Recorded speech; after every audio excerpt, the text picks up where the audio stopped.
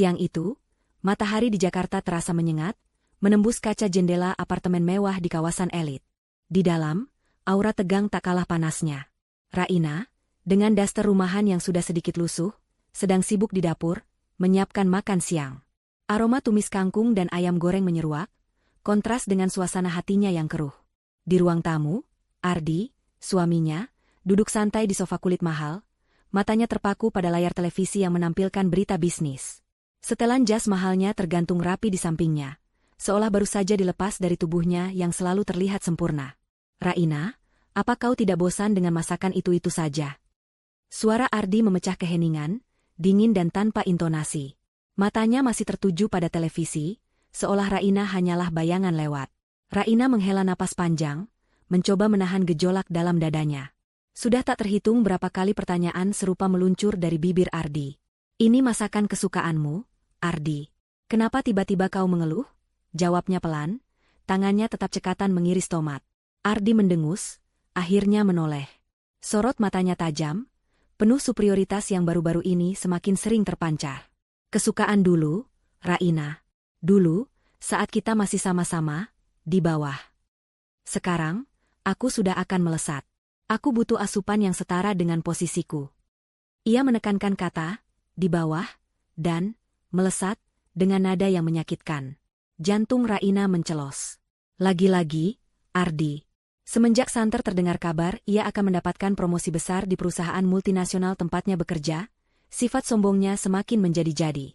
Dulu, Ardi adalah pria sederhana yang ia cintai. Pria yang memujanya, yang merasa beruntung bisa menikahinya, seorang gadis yatim piatu tanpa sanak saudara. Atau, setidaknya itu yang Ardi tahu. Raina memang pandai menyembunyikan identitas aslinya. Ia adalah pewaris tunggal dari sebuah konglomerasi bisnis yang jauh lebih besar dari perusahaan tempat Ardi bekerja, sebuah rahasia yang ia jaga erat, bahkan dari suaminya sendiri. Maksudmu apa, Ardi? Raina mencoba menjaga suaranya tetap tenang, meskipun hatinya perih. Ardi berdiri, melangkah mendekat ke dapur, namun tidak sampai masuk. Ia berhenti di ambang pintu, menatap Raina dari atas ke bawah, seolah Raina adalah benda tak bernilai. Maksudku, Raina, kau harus mulai menyesuaikan diri. Lihat dirimu. Daster kusam, rambut seadanya. Kau seperti tidak peduli dengan statusku. Sebentar lagi aku akan jadi direktur pemasaran, Raina. Aku akan berinteraksi dengan orang-orang penting, kolega dari luar negeri. Kau pikir aku bisa membawamu ke acara-acara itu dengan penampilan seperti ini? Nada suaranya penuh penghinaan, seolah Raina adalah beban yang harus ia tanggung. Nyeri di hati Raina semakin menjadi. Ia mencengkeram pisau di tangannya. Andai Ardi tahu. Andai ia tahu bahwa Raina bisa membeli seluruh perusahaan tempatnya bekerja, bahkan tanpa berkedip. Andai ia tahu bahwa daster kusam ini adalah penyamaran yang ia pakai agar hidupnya bersama Ardi tidak terlalu mencolok, agar Ardi tidak merasa minder, agar ia merasa sebagai kepala rumah tangga yang sesungguhnya. Tetapi, kesombongan Ardi justru tumbuh subur di atas ketidaktahuannya itu. Aku bisa berubah, Ardi, jika memang itu yang kau inginkan. Katakan saja, Raina mencoba menawarkan solusi, meski harga dirinya terkoyak. Ia masih mencintai Ardi, atau setidaknya, mencintai sosok Ardi yang dulu. Ardi tertawa sinis. Tawa yang tak sampai ke mata, hanya sebuah hembusan napas yang terdengar meremehkan. Berubah? Raina, kau kira mudah? Karirku akan melesat begitu cepat. Aku tidak punya waktu untuk menunggumu. Aku butuh istri yang siap sedia, yang bisa menemaniku di puncak, bukan yang justru menyeretku ke bawah. Kata-kata itu bagai belati menancap di ulu hati Raina. Menyeretnya ke bawah? Raina yang selama ini mendukungnya dari balik layar? Raina yang rela mengorbankan impiannya sendiri demi fokus pada rumah tangga, agar Ardi bisa berkonsentrasi penuh pada karirnya? Raina yang pernah menjual perhiasan warisan ibunya diam-diam saat Ardi membutuhkan modal untuk startup kecilnya yang gagal, jauh sebelum ia masuk perusahaan ini? Aku selalu mendukungmu, Ardi, ucap Raina, suaranya bergetar. Ia menoleh, menatap Ardi dengan mata berkaca-kaca. Apa kau lupa bagaimana kita dulu? Bagaimana kita berjuang bersama? Aku tidak pernah menyeretmu ke bawah. Ardi berjalan mendekat, kini berdiri tepat di depan Raina, menatapnya dengan pandangan dingin. Itu dulu, Raina.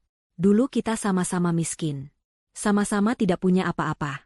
Sekarang berbeda. Aku bukan Ardi yang dulu. Aku akan jadi direktur, Raina. Kau harus mengerti itu. Ardi menunjuk dadanya dengan jempol, bangga dengan pencapaiannya yang belum resmi. Ini adalah awal dari era keemasan Ardi. Dan aku butuh pasangan yang bisa menemaniku terbang tinggi, bukan yang hanya bisa menjadi beban. Beban. Kata itu terngiang-ngiang di benak Raina. Ia menunduk, tidak sanggup lagi menatap mata Ardi yang kini terlihat asing. Pria di depannya ini bukanlah Ardi yang ia nikahi 5 tahun lalu. Pria ini adalah perwujudan kesombongan, keangkuhan, dan ambisi buta. Jadi, apa maumu, Ardi? Raina bertanya, suaranya nyaris berbisik. Ia merasa seluruh energinya terkuras habis.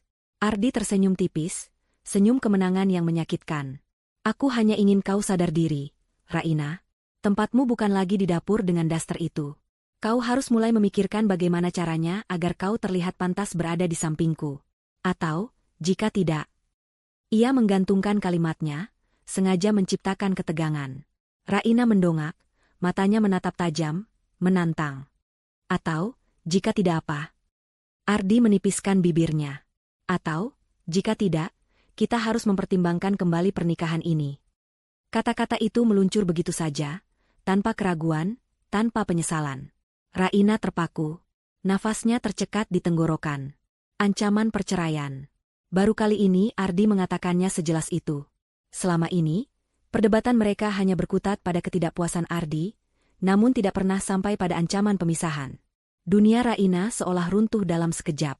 Air mata yang sejak tadi ia tahan akhirnya menetes, membasahi pipinya. Kau serius, Ardi? Ardi mengangguk santai, seolah sedang membicarakan cuaca. Tentu saja. Aku tidak main-main. Karirku adalah segalanya bagiku. Aku sudah bekerja keras, berdarah-darah untuk sampai di titik ini. Aku tidak akan membiarkan siapapun, bahkan kau sekalipun, menghalangiku mencapai puncak. Raina menggelengkan kepala, tak percaya. Ini bukan lagi Ardinya. Ini adalah monster ego yang dibentuk oleh ambisi. Jadi, semua pengorbananku selama ini tidak berarti apa-apa bagimu. Ardi mengangkat bahu. Pengorbanan? Raina, semua orang berkorban untuk mencapai sesuatu. Tapi ada pengorbanan yang sepadan, ada yang tidak. Aku tidak butuh pengorbananmu yang membuatku terbebani. Hati Raina hancur berkeping-keping. Terbebani. Ia, istri sahnya, dianggap beban. Ia yang menjaga rumah tangga mereka, yang selalu ada untuknya, kini hanya seonggok beban yang menghambat ambisi suaminya. Rahasia besar yang selama ini ia simpan rapat, identitas aslinya sebagai pewaris tunggal perusahaan raksasa yang sahamnya, bahkan bisa membeli perusahaan tempat Ardi bekerja, kini terasa sangat membebani. Minggu-minggu berlalu setelah percakapan pahit di dapur itu, namun ketegangan di antara Raina dan Ardi bukannya mereda, justru semakin pekat. Ardi semakin sering pulang larut malam, dengan alasan rapat atau makan malam dengan kolega penting. Kata-kata yang keluar dari mulutnya pun semakin bernada perintah dan sindiran, nyaris tak ada lagi kehangatan yang dulu pernah ada. Raina tahu, ia sedang dipersiapkan untuk disingkirkan, atau setidaknya, ia merasa begitu. Raina sendiri tidak diam. Ia mulai melakukan hal-hal yang tidak pernah Ardi bayangkan. Diam-diam, ia menghubungi sekretaris pribadi ayahnya, Pak Wijoyo, yang kini mengelola sebagian besar aset dan bisnis keluarga. Ia meminta laporan keuangan terbaru, membaca dengan teliti setiap detail, dan mulai memahami seluk-beluk perusahaan yang suatu hari nanti akan menjadi miliknya. Ia menghabiskan waktu berjam-jam di perpustakaan pribadi di rumah warisan orang tuanya, mempelajari strategi bisnis, ekonomi makro, dan kepemimpinan. Fisiknya mungkin masih mengenakan daster rumahan, tetapi otaknya bekerja jauh lebih keras dari sebelumnya. Ia tidak akan tunduk pada kesombongan Ardi. Sore itu, ponsel Ardi berdering nyaring di meja ruang tamu. Ardi yang baru saja pulang, buru-buru meraihnya. Wajahnya yang tegang tiba-tiba berbinar. Raina, yang sedang menyiram tanaman di balkon, bisa mendengar samar-samar percakapan itu. Benarkah? Ya Tuhan, terima kasih banyak, Pak. Saya tidak tahu harus berkata apa. Suara Ardi bergetar penuh kegembiraan yang meluap-luap. Saya siap, Pak. Saya akan buktikan bahwa Bapak tidak salah memilih saya. Setelah Ardi menutup telepon, ia berteriak seperti orang kesetanan. Raina, kau dengar tidak? Raina. Raina masuk ke dalam, mengerutkan kening melihat Ardi yang sudah berdiri di tengah ruangan, dengan senyum selebar telinga. Rambutnya sedikit berantakan, dasinya melonggar, dan kemejanya keluar dari celana. Penampilannya sama sekali tidak mencerminkan sosok direktur yang selalu ia banggakan, namun euforianya tak terbendung. Ada apa, Ardi? Kenapa kau berteriak seperti itu? Tanya Raina, berpura-pura tenang. Ardi melangkah cepat ke arah Raina, tangannya meraih bahu Raina dan mengguncangnya pelan. Matanya berkilat-kilat penuh kebahagiaan. Aku resmi, Raina. Aku resmi jadi direktur pemasaran. Hari ini, keputusan itu keluar. Aku sudah menandatangani kontraknya. Raina memaksakan senyum tipis. Selamat, Ardi. Aku turut senang untukmu. Namun, ucapan selamat itu seolah tak cukup bagi Ardi. Ia melepaskan pegangannya, berjalan mondar-mandir di ruang tamu. Senang? Kau hanya bilang senang? Raina, ini adalah puncaknya. Ini impianku. Aku sudah mencapai apa yang aku inginkan. Aku akan menguasai pasar. Aku akan membuat nama perusahaan ini berkibar di seluruh dunia. Dan aku akan menjadi legenda. Ia tertawa keras, tawa kemenangan yang bagi Raina terdengar begitu hampa. Tentu saja aku senang. Ardi, kau tahu aku selalu mendukungmu, ucap Raina lagi, mencoba menyentuh tangannya. Namun Ardi menepisnya, pandangannya tiba-tiba berubah, kembali dingin dan tajam. Euforia sesaat itu lenyap, digantikan oleh aura kesombongan yang lebih gelap. Dukung? Kau selalu mendukungku? Aku ragu, Raina. Aku ragu kau bisa mendukungku lebih jauh dari ini. Jantung Raina berdegup kencang. Ia tahu, momen yang ia takutkan akhirnya tiba. Ardi berhenti melangkah, berdiri di hadapan Raina. Tangannya bersedekap, kepalanya sedikit mendongak, menatap Raina dari atas ke bawah, seolah Raina adalah makhluk rendahan. Raina, kita harus bicara serius. Sangat serius. Raina menelan ludah. Bicara apa, Ardi? Tentang kita, jawab Ardi lugas, tanpa basa-basi. Tentang masa depan kita. Lebih tepatnya, masa depanku. Dan sejujurnya, aku tidak melihatmu ada di dalamnya. Lutut Raina terasa lemas. Ia sudah menduga ini, namun mendengarnya langsung dari bibir Ardi, dengan nada setegas itu, tetap terasa seperti tamparan keras. Apa maksudmu? Ardi mendengus. Jangan pura-pura tidak mengerti, Raina. Kau tahu betul maksudku. Aku direktur pemasaran sekarang. Aku akan bergaul dengan para petinggi, para investor, para eksekutif kelas dunia. Aku akan menghadiri acara-acara penting, gala dinner, pertemuan di luar negeri. Dan kau? Apa yang bisa kau berikan padaku? Ia menunjuk Raina dengan jari telunjuknya, seolah menuduh. Dastermu, masakan rumahmu, kebiasaanmu yang selalu di rumah saja. Itu semua tidak sepadan denganku lagi, Raina. Kau hanya akan menghambat karirku. Menghambat? Raina tak percaya dengan apa yang didengarnya. Selama ini aku selalu berusaha menyesuaikan diri dengan segala keinginanmu, Ardi. Aku bahkan... Raina hampir saja keceplosan tentang rahasia identitasnya, namun ia menggigit bibirnya, menahan diri. Ia tidak akan memberikannya kepuasan itu. Berusaha menyesuaikan diri saja tidak cukup. Raina. Ardi memotong, suaranya naik 1 oktav. Aku butuh istri yang bisa menjadi aset, bukan liability. Aku butuh istri yang bisa bergaul, yang punya koneksi, yang punya standar sosial setinggi aku. Kau tidak punya semua itu. Air mata mulai menggenang di pelupuk mata Raina, namun ia berusaha keras menahannya agar tidak jatuh. Ia tidak ingin terlihat lemah di depan pria sombong ini. Jadi, setelah semua yang kita lalui, setelah 5 tahun pernikahan, ini yang kau katakan padaku? Aku ini hanya liability bagimu.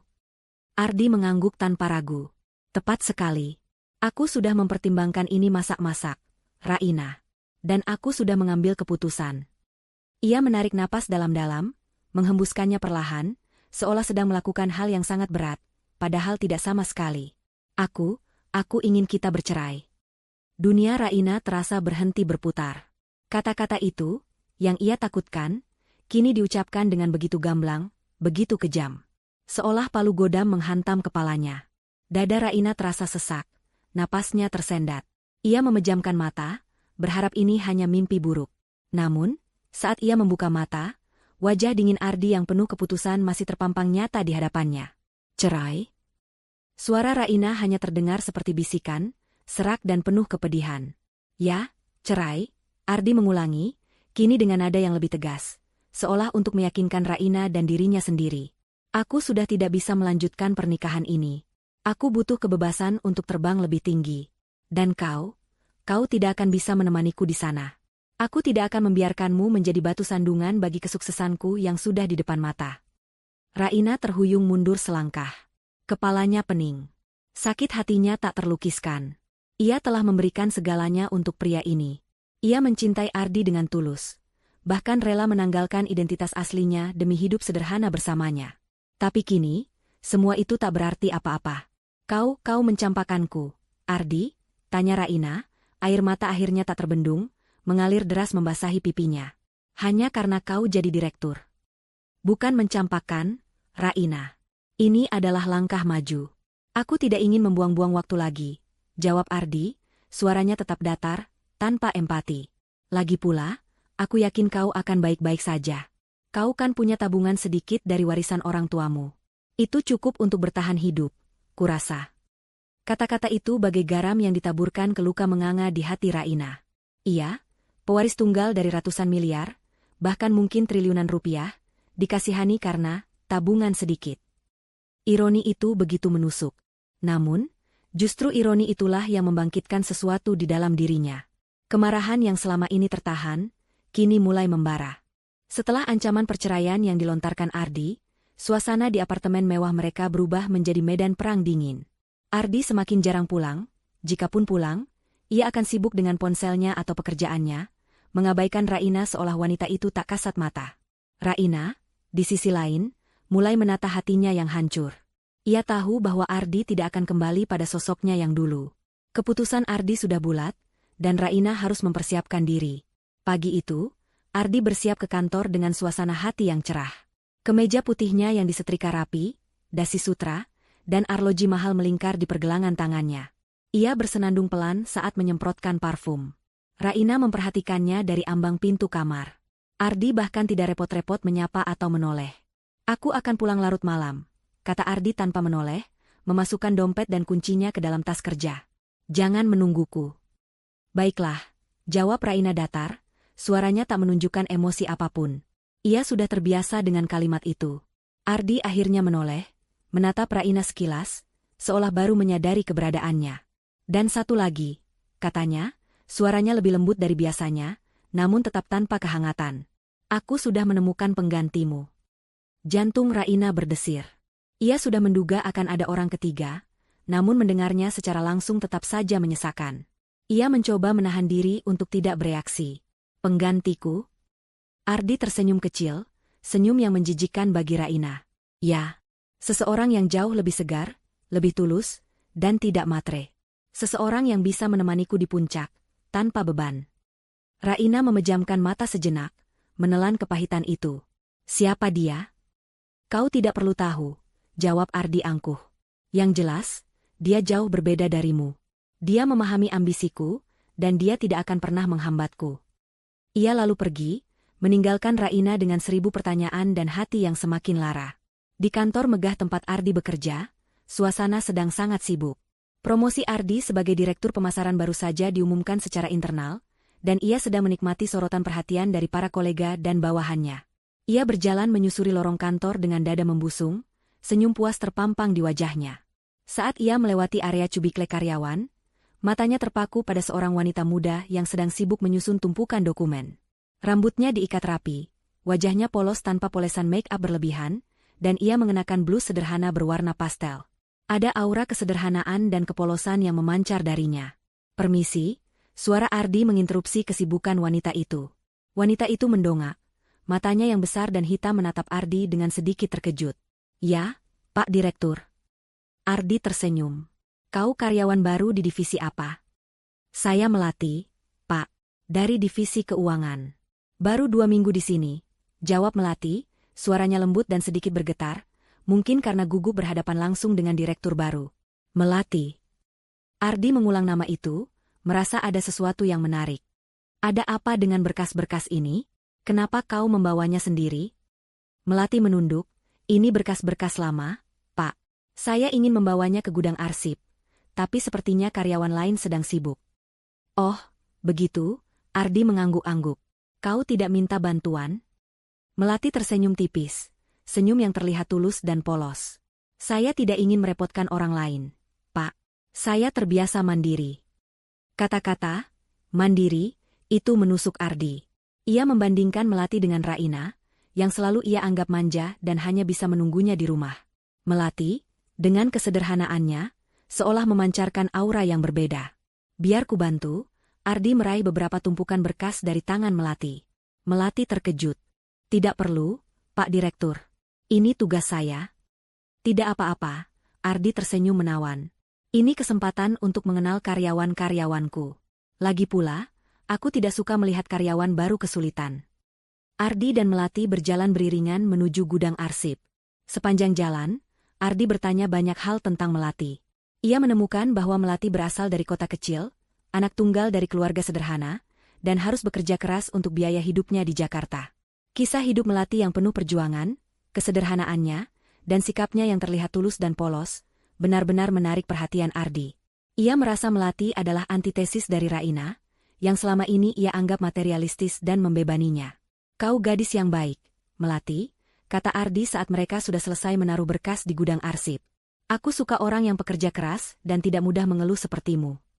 Melati tersenyum malu-malu. Terima kasih, Pak Direktur. Panggil saja Ardi, Ardi mengoreksi. Kita akan sering bertemu, jadi tidak perlu terlalu formal. Sejak pertemuan itu, Ardi mulai sering mencari-cari alasan untuk berinteraksi dengan Melati. Awalnya, ia hanya meminta Melati membawakan kopi ke ruangannya, atau meminta laporan yang sebenarnya bisa diakses oleh siapa saja.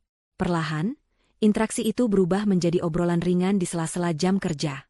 Obrolan tentang pekerjaan, lalu meluas ke kehidupan pribadi. Ardi merasa Melati benar-benar mendengarkannya. Melati selalu mengangguk setuju, memujinya, dan sesekali memberikan masukan yang terlihat lugu namun mengena. Melati juga seringkali membawakan bekal sederhana dari rumah untuk makan siangnya, menawarkan dengan senyum tulus, yang Ardi bandingkan dengan masakan Raina yang ia anggap membosankan. Aku merasa sangat nyaman berbicara denganmu, Melati, kata Ardi suatu sore di kantin kantor, saat mereka sedang makan siang berdua. Kau berbeda dari wanita lain yang kutemui. Melati menunduk malu-malu. Saya hanya berusaha menjadi diri sendiri, Pak. Jangan panggil, Pak. Ardi tersenyum. Panggil Ardi. Melati mengangkat kepalanya, tersenyum manis. Baik, Ardi. Melihat senyum Melati, Ardi merasa dunianya seolah lebih cerah. Melati adalah udara segar yang selama ini ia cari. Ia merasa Melati adalah pilihan yang lebih murni dan tulus dibandingkan Raina, yang menurutnya sudah terkontaminasi oleh kebosanan rumah tangga. Ardi tidak peduli bahwa ia masih berstatus suami Raina.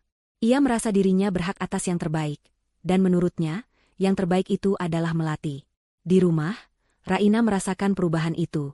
Ardi tidak hanya pulang larut, tapi juga seringkali terlihat lebih bahagia, lebih santai, dan selalu tersenyum saat menatap layar ponselnya. Raina tahu, ada seseorang di balik senyum itu. Ia mencoba mencari tahu, diam-diam melacak aktivitas Ardi, sampai ia menemukan sebuah foto di media sosial teman kantor Ardi. Foto Ardi yang sedang makan siang di sebuah restoran, dan di depannya, ada seorang wanita muda dengan senyum manis dan penampilan sederhana yang familiar. Raina mengenalinya. Ia adalah Melati, karyawan baru di divisi keuangan. Nyeri kembali menggerogoti hati Raina. Jadi, ini dia wanita segar, yang Ardi maksud. Ia melihat Melati. Wanita itu memang terlihat sederhana, polos, dan tulus. Berbeda sekali dengan dirinya yang harus berpura-pura sederhana. Raina tahu, Ardi pasti sudah dibutakan oleh penampilan Melati yang pure itu, tidak menyadari bahwa kesederhanaan bisa saja hanyalah sebuah topeng. Pertengkaran hebat pun tak terhindarkan. Suatu malam, Ardi pulang dengan bau parfum wanita yang bukan milik Raina. Raina tidak bisa menahan diri lagi. Dari mana saja kau, Ardi? Tanya Raina, suaranya bergetar menahan marah. Ardi menatap Raina sinis. Bukan urusanmu. Aku sudah bilang, jangan menungguku. Ketegangan di apartemen Raina dan Ardi mencapai puncaknya. Setiap interaksi di antara mereka diwarnai oleh nada sinis dari Ardi dan raut wajah penuh luka dari Raina. Ardi semakin sering terang-terangan menunjukkan hubungannya dengan Melati. Foto-foto mereka berdua mulai muncul di media sosial, dari sekadar makan siang hingga Ardi yang dengan bangga menggandeng Melati di acara kantor. Bagi Raina, semua itu bagai pisau yang ditusukkan berulang kali ke jantungnya. Suatu malam, Ardi pulang dengan senyum lebar di wajahnya, seolah ia baru saja memenangkan lotre. Raina, yang sedang duduk di ruang keluarga, membaca buku, langsung merasakan firasat buruk. Raina, sapa Ardi, suaranya terdengar terlalu ceria untuk situasi mereka. Ia duduk di sofa seberang Raina, menatapnya dengan pandangan yang entah kenapa terasa kasihan sekaligus meremehkan. Kita perlu menyelesaikan ini. Raina menutup bukunya perlahan, meletakkannya di meja. Ia sudah siap untuk ini. Hatinya mungkin sakit, namun tekadnya sudah bulat. Menyelesaikan apa? Tanyanya, berusaha terdengar tenang. Perceraian kita, jawab Ardi lugas. Aku sudah memikirkan ini matang-matang. Dan Melati, dia setuju untuk menikah denganku. Kata-kata itu bagai bom yang meledak di dalam diri Raina. Ardi tidak hanya selingkuh, ia juga sudah berencana menikahi wanita itu. Rasa sakit itu begitu dalam, namun anehnya, ada juga rasa lega. Lega karena ia tahu, ini adalah akhir dari penderitaannya di tangan Ardi. Begitu cepat? Raina bertanya, suaranya sedikit bergetar. Ardi tersenyum angkuh. Untuk apa menunda kebahagiaan? Melati adalah wanita yang tulus, dia tidak materialistis sepertimu. Dia mencintaiku apa adanya, bukan karena harta atau jabatan. Ia menekankan kata, sepertimu, seolah Raina adalah satu-satunya wanita matre di dunia. Dia bukan tipe yang meminta-minta barang mewah, atau menuntut hidup serba glamor. Dia hanya butuh cinta dan kenyamanan. Raina nyaris tertawa miris. Ardi tidak tahu betapa ironisnya kalimat itu. Kau yakin dia tidak materialistis? Tanyanya, menatap Ardi lekat-lekat. Tentu saja. Ardi membela. Lihat saja penampilannya, Raina. Sederhana, polos. Dia tidak memakai perhiasan mahal, tas bermerek. Dia bahkan sering membawakan bekal untukku. Kau tidak pernah melakukan itu. Sebuah senyum pahit tersungging di bibir Raina. Ia bisa saja membeli semua perhiasan dan tas bermerek di dunia ini tanpa berkedip. Ia bisa saja menyewa koki pribadi untuk memasakkan makanan ternak setiap hari. Tapi ia tidak melakukannya. Ia memilih hidup sederhana bersama Ardi, demi menjaga ego pria ini. Dan sekarang, kesederhanaannya dianggap sebagai kekurangan, sementara kesederhanaan Melati dianggap sebagai kelebihan. Baiklah, Ardi, Raina menghela napas panjang, mengumpulkan sisa-sisa kekuatannya. Jika itu yang kau inginkan, aku menyetujui perceraian ini. Ardi terkejut. Ia tidak menyangka Raina akan semudah itu menyerah. Ia membayangkan drama, tangisan, atau mungkin perlawanan sengit. Namun, Raina duduk di sana, tampak tenang, meski matanya sembab. Benarkah? Tanya Ardi, sedikit curiga. Untuk apa aku bertahan di samping pria yang tidak menginginkanku? Jawab Raina, nada suaranya tegas dan dingin. Aku tidak punya harga diri serendah itu. Raut wajah Ardi sedikit berubah, ada sedikit rasa tidak nyaman karena ucapan Raina, namun segera ia tutupi dengan senyum kemenangan. Bagus. Aku senang kau bisa bersikap dewasa. Jadi, kita bisa mulai mengurus berkas-berkasnya besok. Raina mengangguk. Tentu. Tapi ada satu syarat. Alis Ardi terangkat. Syarat? Apa lagi? Harta Gonogini, Raina menatap Ardi lurus. Aku tidak akan menyentuhnya. Ardi terdiam sejenak, lalu tawa angkuhnya meledak. Tawa yang memenuhi ruangan, tawa yang penuh penghinaan. Harta Gonogini? Hahaha. Raina, kau pikir kau punya apa? Apartemen ini aku yang bayar cicilannya. Mobil ini dari bonusku, bahkan perabotannya juga aku yang beli. Harta Gonogini apa yang kau maksud? Raina tersenyum tipis. Senyum yang penuh makna, yang Ardi gagal pahami. Kau tidak perlu khawatir. Aku tidak akan mengambil apapun darimu. Apartemen ini, mobil ini, semua yang kau banggakan, silakan ambil. Ardi masih tertawa, namun kini ada sedikit kerutan di dahinya. Ada sesuatu yang janggal dari sikap Raina. Ia terlalu tenang. Terlalu mudah menyerah. Tapi ia tidak bisa mengidentifikasi apa yang salah. Jadi, kau tidak akan menuntut apapun. Tidak. Aku hanya meminta satu hal.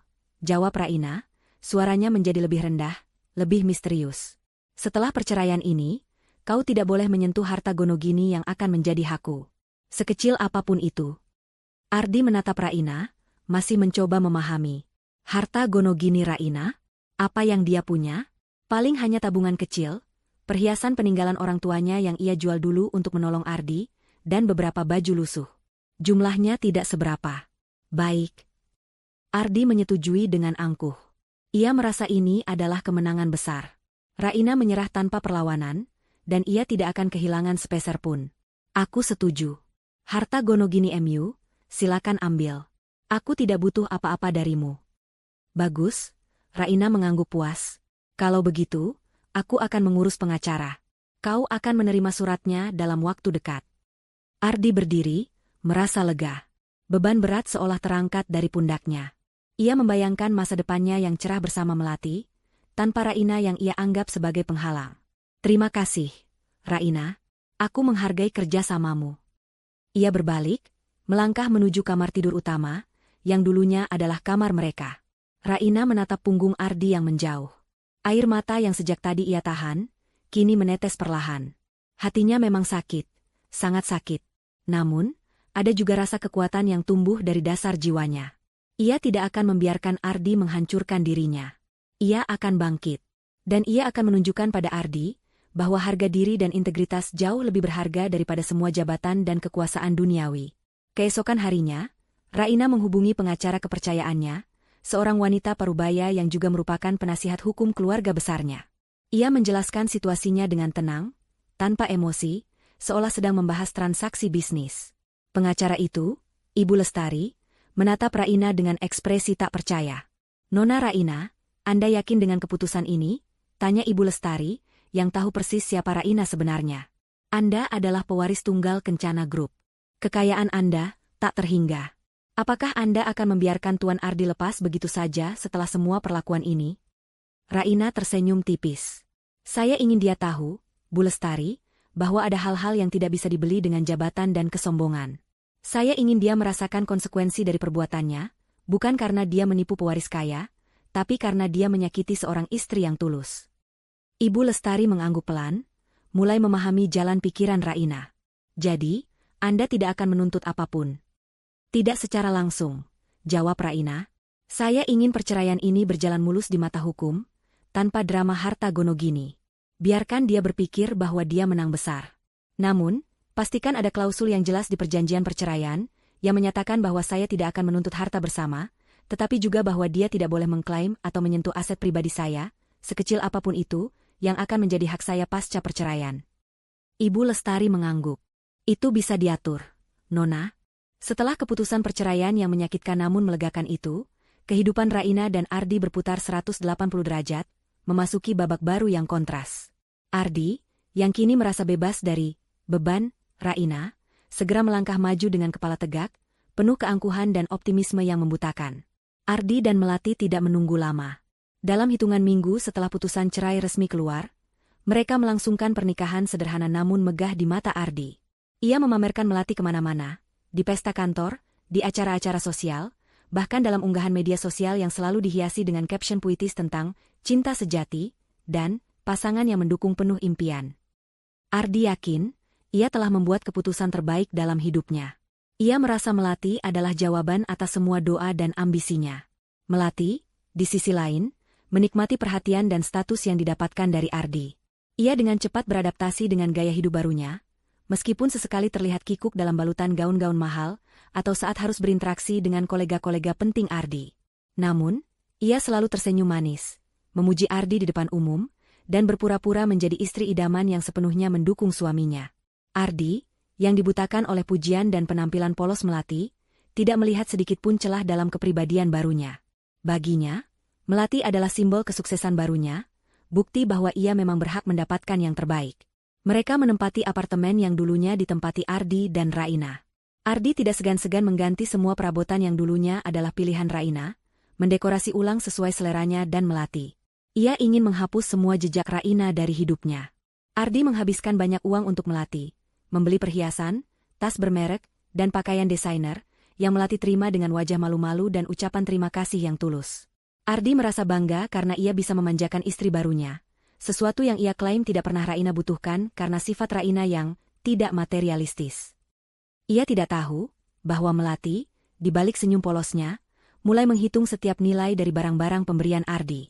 Di sisi lain kota, jauh dari gemerlap kehidupan Ardi dan Melati, Raina memulai kehidupannya yang sesungguhnya. Setelah perceraian, ia pindah kembali ke rumah warisan orang tuanya yang megah, sebuah properti yang dulunya ia rahasiakan keberadaannya dari Ardi. Rumah itu luas, dengan halaman belakang yang asri dan perpustakaan pribadi yang besar. Ini adalah tempat di mana Raina merasa paling menjadi dirinya sendiri. Ia tidak menghabiskan waktu dengan meratapi nasib atau dendam. Sebaliknya, Raina mengubah rasa sakitnya menjadi motivasi. Ia memutuskan untuk sepenuhnya menerima takdirnya sebagai pewaris Kencana Group. Pagi harinya, ia akan berolahraga, menjaga kebugaran fisik dan mentalnya.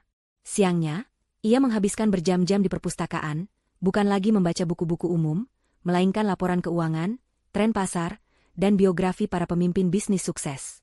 Ia belajar tentang merger dan akuisisi, tentang manajemen risiko, dan tentang kepemimpinan visioner.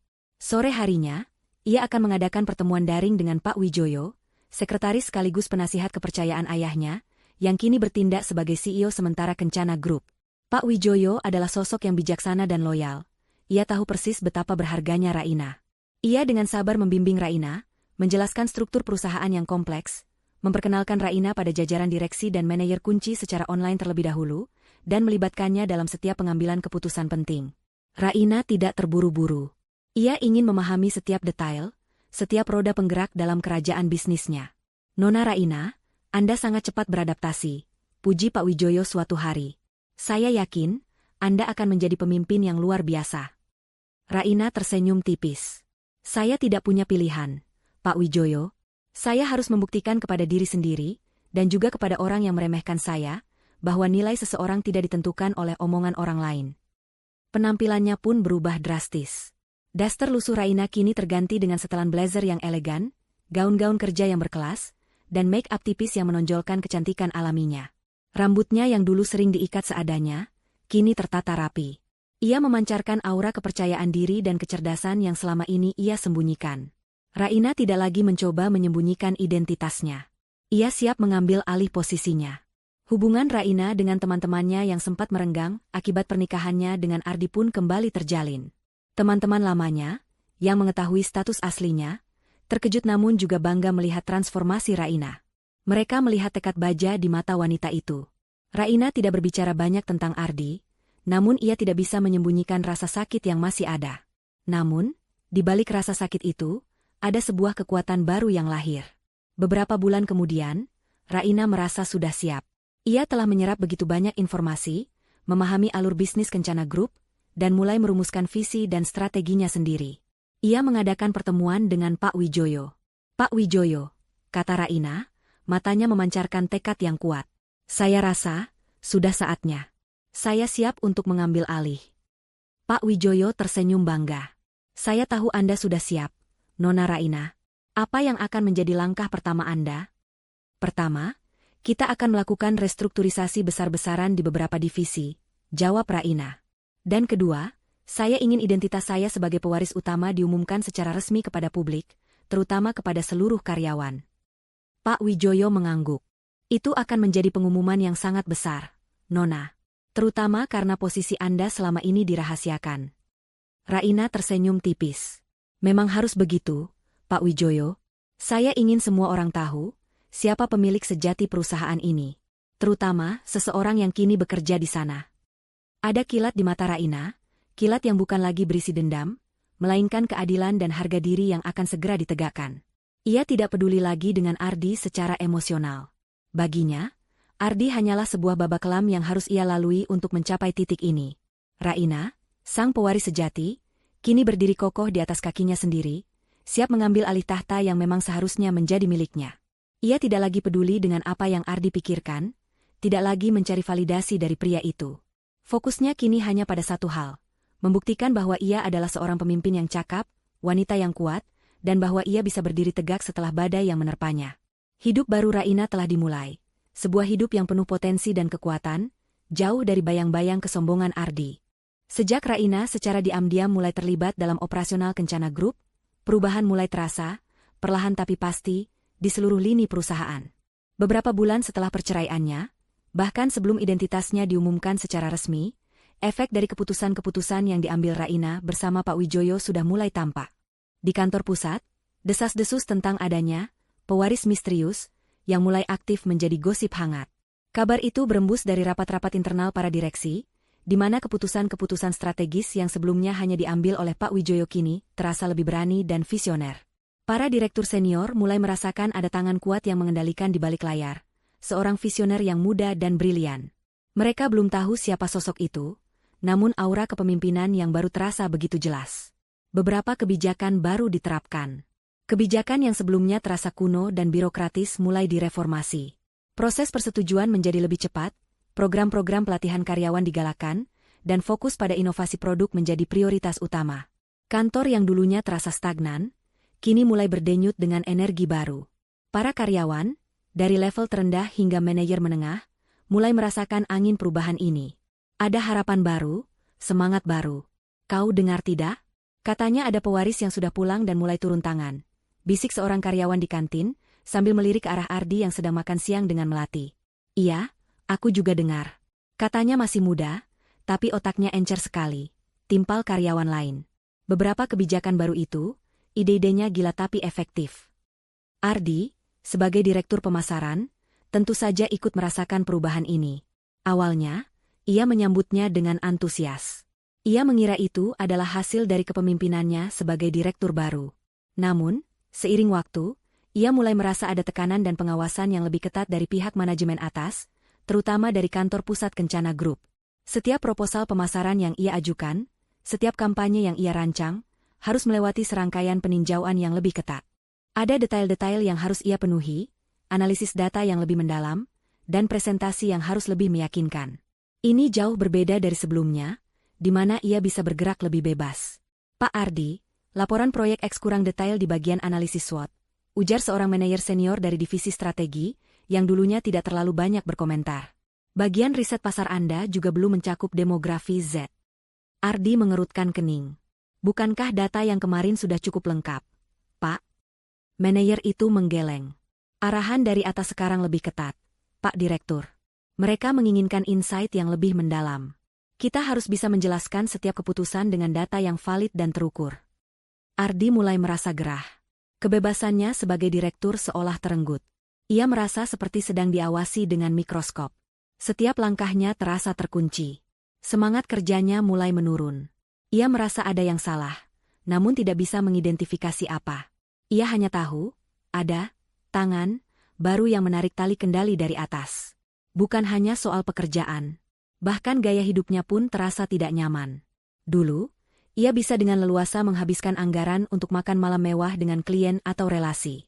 Kini, setiap pengeluaran harus dijelaskan secara rinci, dengan bukti transaksi yang jelas, dan alasan yang kuat. Pak Ardi, untuk pengeluaran makan malam di restoran mewah ini, tolong berikan detail peserta dan tujuan spesifik yang berkaitan dengan peningkatan pendapatan perusahaan. Kata bagian keuangan dengan nada tegas, sesuatu yang belum pernah terjadi sebelumnya. Ardi merasa terpojok. Itu bagian dari networking. Pak, bagaimana saya bisa membangun relasi jika tidak dengan menjamu mereka di tempat yang pantas? Kami mengerti, Pak. Tapi manajemen baru mengharuskan transparansi penuh. Kami harus tahu bahwa setiap rupiah yang dikeluarkan memang efektif untuk perusahaan. Jawab staf keuangan tanpa ekspresi. Frustrasi Ardi memuncak. Ia mengeluh pada Melati saat mereka makan malam di luar. Aku tidak tahu apa yang terjadi di kantor. Ada seseorang yang gila kendali di atas sana. Semua proposal harus ditinjau ulang, pengeluaran diawasi ketat. Rasanya seperti bukan aku lagi yang memegang kendali penuh di divisi pemasaran. Melati, yang kini mulai terbiasa dengan gaya hidup mewah, hanya mengangguk-angguk sambil mengunyah makanannya. Mungkin itu cara mereka memastikan semuanya berjalan lancar. Sayang, kau kan direktur baru, wajar kalau diawasi. Wajar apanya? Ardi membanting garpu di piringnya. Aku ini direktur, Melati. Aku yang seharusnya menentukan arah. Ini seolah ada orang lain yang lebih berkuasa di atas sana, tapi tidak pernah menunjukkan diri. Melati hanya tersenyum tipis, tidak terlalu peduli. Yang penting baginya, Ardi masih bisa memberikannya apapun yang ia inginkan. Ardi mencoba mencari tahu. Ia bertanya-tanya kepada beberapa direktur senior. Ada apa dengan kebijakan-kebijakan baru ini, Pak? Apakah ada CEO baru yang belum diumumkan? Para direktur senior hanya tersenyum misterius. Ada waktunya kau akan tahu, Ardi. Yang jelas, kita semua harus mengikuti arahan dari atas. Ini demi kebaikan perusahaan.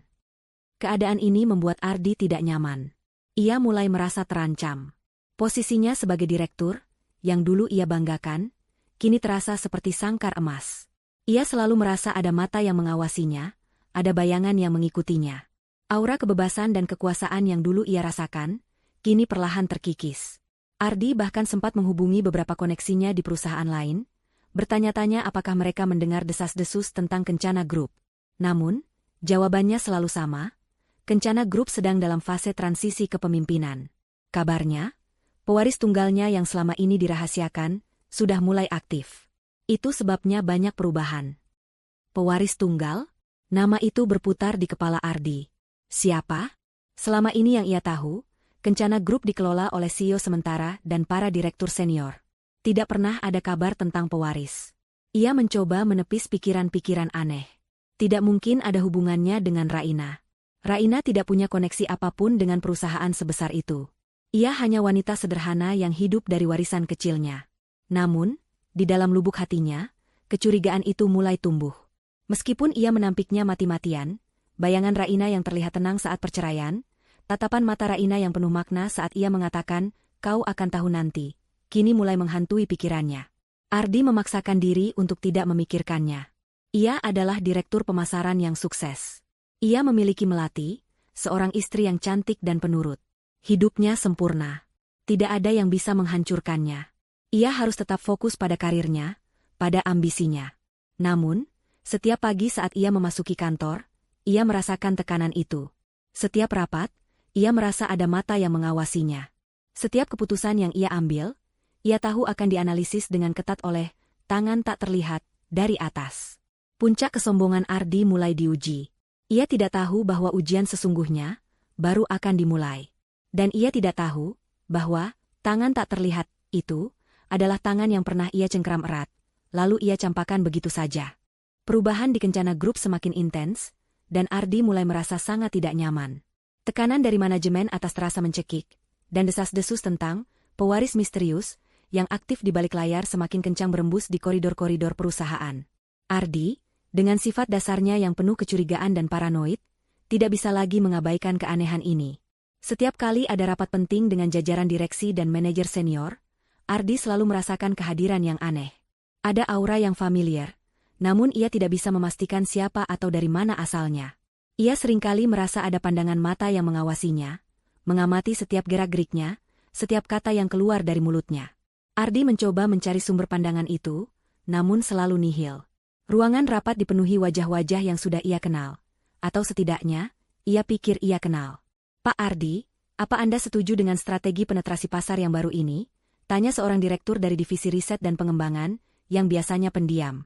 Suaranya terdengar lebih percaya diri, seolah di balik pertanyaan itu ada dorongan dari seseorang yang lebih tinggi. Ardi merasa terpojok. Ia merasakan ada implikasi tersembunyi di balik pertanyaan itu, seolah mereka tahu ia belum sepenuhnya memahami strategi baru tersebut. "Tentu saja," jawab Ardi, mencoba mempertahankan ketenangannya. Ini strategi yang revolusioner. Namun, di dalam hatinya, Ardi merasa ada sesuatu yang tidak beres. Ia merasa seperti sedang diuji. Kecurigaan Ardi semakin menjadi saat ia mulai melihat Raina di beberapa acara penting perusahaan. Pertama kali, ia melihat Raina dari kejauhan, di sebuah acara amal yang diselenggarakan oleh Kencana Group. Raina berdiri di antara sekelompok wanita berkelas, mengenakan gaun malam yang elegan, rambutnya tertata rapi, dan memancarkan aura kepercayaan diri yang belum pernah Ardi lihat sebelumnya. Jantung Ardi berdesir. Ini Raina? Tapi, bagaimana mungkin? Ia mencoba mendekat, namun selalu ada penghalang. Entah itu kerumunan orang yang tiba-tiba memadati area Raina berdiri, atau Raina yang tiba-tiba berbalik dan menghilang ke kerumunan. Ardi mencoba melacaknya, namun Raina selalu berada di luar jangkauannya. Ia bahkan pernah melihat Raina berbicara akrab dengan salah satu dewan direksi, dan Ardi bersumpah ia melihat direksi itu mengangguk hormat pada Raina. Mustahil, gumam Ardi pada dirinya sendiri, menepis pikiran itu. Raina tidak mungkin punya koneksi dengan perusahaan sebesar ini. Dia kan hanya Raina. Ardi mencoba meyakinkan dirinya bahwa itu hanya kebetulan, atau mungkin ia salah lihat. Ia masih terbuai dengan citra Raina sebagai wanita sederhana yang ia tinggalkan. Ia tidak ingin mengakui bahwa ia mungkin telah membuat kesalahan fatal. Kesombongannya terlalu besar untuk menerima kenyataan itu. Namun, kejadian-kejadian serupa terus terulang. Dalam sebuah seminar investasi besar yang diadakan di salah satu hotel mewah, di mana Kencana Group menjadi sponsor utamanya, Ardi melihat Raina lagi. Kali ini, Raina duduk di barisan depan, di antara para investor kakap dan petinggi perusahaan lain. Ia tampak serius mendengarkan presentasi, sesekali mengangguk, dan bahkan sesekali mencatat sesuatu di tabletnya. Wajahnya yang dulu sering muram kini memancarkan kecerdasan dan fokus. Ardi menatapnya dari kejauhan, di barisan belakang. Ia merasa jantungnya berdebar tidak karuan. Raina? Di barisan depan? Ini terlalu aneh. Raina yang dulu ia anggap tidak tahu apa-apa tentang bisnis, kini duduk sejajar dengan para big boss. Melati, lihat itu, Ardi menyenggol Melati yang duduk di sampingnya. Itu Raina, kan? Melati melihat ke arah yang ditunjuk Ardi. Matanya membelalak. Iya, sayang. Itu Mbak Raina. Kok dia bisa ada di sini? Aku juga tidak tahu, Ardi mengerutkan kening. Tapi ini sudah yang ketiga kalinya aku melihatnya di acara-acara penting perusahaan. Ini tidak mungkin kebetulan. Melati terlihat mulai gelisah. Ia tahu betapa Ardi meremehkan Raina. Jika Raina benar-benar memiliki koneksi kuat dengan Kencana Group, ini bisa menjadi masalah besar bagi mereka berdua. Ardi mencoba menepis kecurigaannya, namun bayangan Raina terus menghantuinya. Ia mulai memutar kembali ingatannya, mengingat kembali percakapan terakhirnya dengan Raina saat perceraian. Kau akan menyesali ini, Ardi. Kau akan tahu nanti, Ardi. Kau akan tahu apa yang pantas kudapatkan. Dan kau akan membayar mahal untuk semua kesombonganmu ini. Kata-kata itu, yang dulunya ia anggap sebagai omong kosong dari wanita yang tersakiti, kini terasa menyeramkan. Ia ingat bagaimana Raina begitu tenang saat menyetujui perceraian, dan bagaimana ia menolak harta Gonogini. Saat itu, Ardi menganggap Raina bodoh atau terlalu baik hati. Sekarang, ia mulai bertanya-tanya. Ia mencoba mencari informasi tentang Raina di internet. Ia hanya menemukan beberapa artikel lama tentang keluarga ayahnya, yang menyatakan bahwa mereka adalah pengusaha sukses. Namun tidak pernah ada detail tentang Raina sebagai pewaris. Informasi itu sangat dijaga ketat oleh Pak Wijoyo, atas permintaan Raina sendiri. Tidak mungkin. Ardi menggelengkan kepalanya kuat-kuat, mencoba menghalau pikiran buruk itu. Dia tidak mungkin sekuat itu. Aku pasti hanya paranoid karena tekanan pekerjaan. Ardi semakin sering mengeluh kepada Melati tentang pewaris misterius ini. Aku rasa ada yang mencoba menjatuhkanku, Melati. Kebijakan-kebijakan baru ini, pengawasan ketat, dan sekarang Raina muncul di mana-mana. Ini pasti ada hubungannya. Melati mulai menunjukkan ketidaknyamanan. Ia tidak lagi sepenuhnya mendukung argumen Ardi. Sayang, mungkin itu hanya kebetulan. Jangan terlalu dipikirkan. Yang penting kan kita sudah menikah, dan kau adalah direktur. Respon Melati yang kurang antusias membuat Ardi semakin kesal. Ia merasa sendirian dalam menghadapi tekanan ini. Rasa curiga dan takut mulai menggerogoti sedikit demi sedikit kesombongan yang dulu begitu tebal. Ia mulai kehilangan kepercayaan diri. Ia yang dulunya selalu merasa superior, kini mulai merasakan ada bayangan yang mengancam posisinya. Suatu malam, Ardi bahkan sampai nekat mencari tahu lebih jauh. Ia memaksakan diri masuk ke kantor pusat pada akhir pekan, menggunakan akses direktur yang dimilikinya. Ia menyelinap ke ruang server, mencoba mencari dokumen-dokumen internal tentang struktur organisasi perusahaan, atau setidaknya, data tentang pemilik saham terbesar. Ia ingin tahu siapa sebenarnya, pewaris misterius, yang membuat hidupnya tidak tenang ini. Namun, sistem keamanan Kencana Group yang sudah diperbarui di bawah arahan Raina, terlalu canggih untuk ditembus Ardi. Setiap akses yang tidak wajar langsung terdeteksi. Ardi panik, ia segera keluar dari ruangan itu sebelum alarm berbunyi. Ia pulang ke rumah dengan perasaan campur aduk. Ketakutan, frustrasi, dan kecurigaan. Ia gagal mendapatkan informasi, namun keyakinannya bahwa ada sesuatu yang besar sedang terjadi di Kencana Group, dan entah bagaimana Raina terlibat di dalamnya, semakin kuat. Aku harus mencari tahu, Melati, kata Ardi pada Melati yang sudah tertidur pulas di sampingnya. Ia berbisik pada dirinya sendiri di kegelapan malam. Aku harus tahu siapa orang ini, sebelum semuanya terlambat. Ardi tidak tahu bahwa, orang ini, yang ia cari, adalah orang yang selama ini ia remehkan. Orang yang ia campakan demi kesombongan dan ambisinya. Ia tidak tahu bahwa jaring yang kini menjeratnya, adalah jaring yang ia tenun sendiri dengan benang kesombongan dan pengkhianatan. Dan penyingkapan kebenaran itu, akan menjadi pukulan telak yang menghancurkan semua yang ia banggakan. Bulan-bulan berikutnya menjadi neraka bagi Ardi. Tekanan dari kantor pusat semakin tak tertahankan. Setiap proyek yang ia tangani terasa seperti jebakan. Ia harus bekerja lembur, memastikan setiap detail sempurna, karena ia tahu, tangan tak terlihat, itu akan mengawasinya dengan ketat.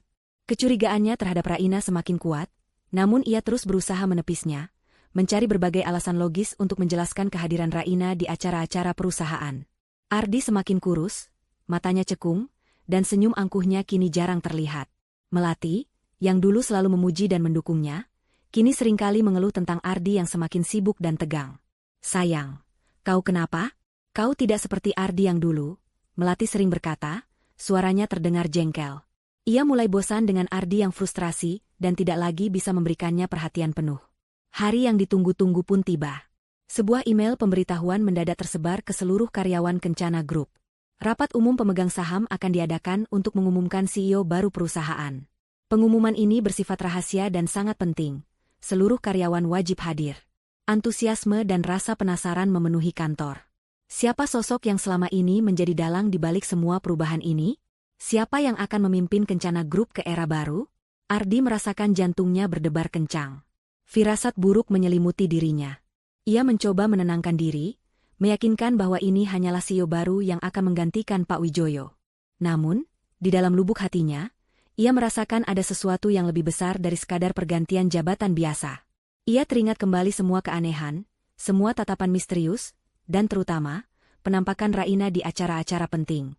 Ardi datang ke aula pertemuan kantor pusat bersama Melati, yang kini juga terlihat agak tegang. Aula itu sudah penuh sesak. Para direktur senior, manajer, dan seluruh staf berkumpul, membicarakan siapa CEO baru yang akan diumumkan. Ardi dan Melati mengambil tempat duduk di barisan tengah. Lampu di aula meredup. Suara riuh mereda, digantikan oleh keheningan yang mencekam.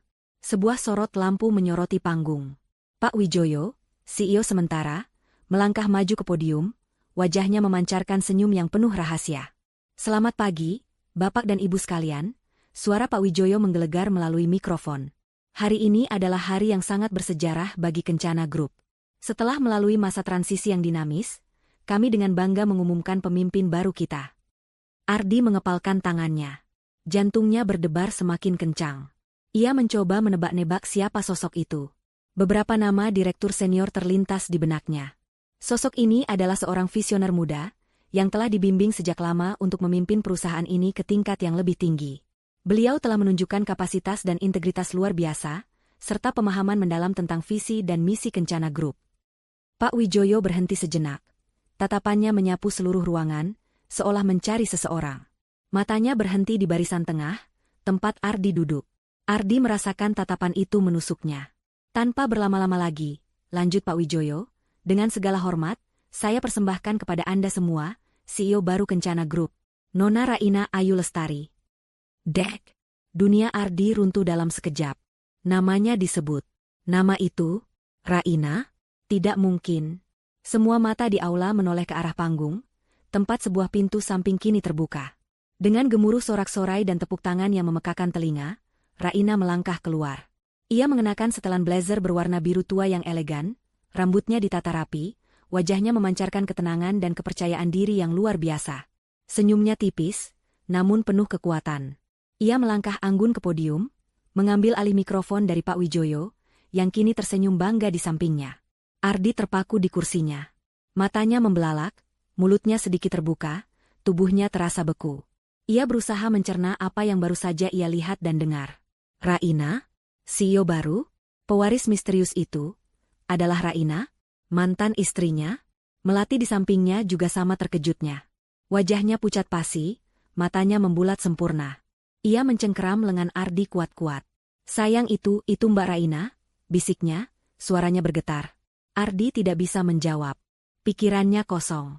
Semua kepingan puzzle yang selama ini ia tepis, kini menyatu dengan sempurna, membentuk gambaran yang paling menakutkan bagi egonya.